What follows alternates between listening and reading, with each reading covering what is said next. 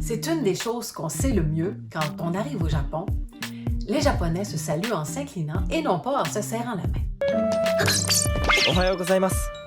おはようございます。 Donc, on a pratiqué avec beaucoup d'attention notre salut à la japonaise. Oui? Nani? Alors, je vous montre comment faire. Alors, pour faire le salut japonais, les filles, on a le droit de mettre les mains devant.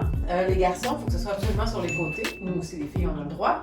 Et on se penche en gardant le dos droit, en faisant une belle salutation. Je vous conseille de regarder la personne même quand vous vous penchez, donc de garder le regard vers le haut pour éviter de vous cogner la tête. Parce que ça arrive au Japon, des accidents de gens qui se cognent la tête.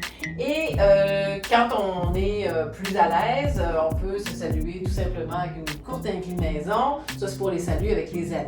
Attention, on ne met pas les mains comme quand on fait des arts martiaux, donc croisés devant nous. Vraiment, on reste attentif à être droit et à avoir les mains sur le côté. On s'incline si c'est un salut formel assez bas, dépendant du statut de la personne qui est devant vous, donc, et on garde le dos droit. Tout ça, c'est bien beau. Mais les Japonais savent bien que vous n'êtes pas habitués à faire le salut à la japonaise. Donc, généralement, ils vont aussi vous tendre la main lorsqu'ils vous saluent, ce qui peut devenir un petit peu problématique parce qu'on ne sait pas trop où embarquer notre salut à la japonaise, le serrage de main là-dedans. Donc, il faut y aller un petit peu au ressenti. On va serrer la main, on peut s'incliner aussi légèrement. Donc, des fois, les deux se passent à peu près en même temps. Des fois, c'est un petit peu avant, un petit peu après. Ça va dépendre de la personne devant vous puis à quel moment elle vous a tendu la main.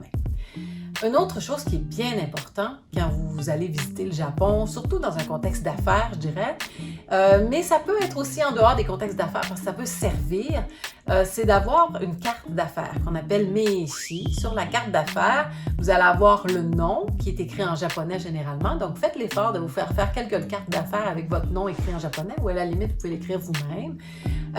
Et votre fonction et la façon de vous rejoindre. Donc, vous pouvez décider de mettre votre courriel ou votre numéro de téléphone au Japon si vous en avez un pendant le temps où vous êtes là-bas. Donc, ça, c'est vraiment super intéressant parce que ça vous donne le nom de la personne devant vous parce qu'elle aussi, elle vous donne la carte d'affaires. On se penche légèrement avec la carte d'affaires dans nos mains ouvertes qu'on donne en même temps. La personne va la prendre et va nous donner aussi la sienne. Profitez-en. Retenez le nom de famille de la personne devant vous.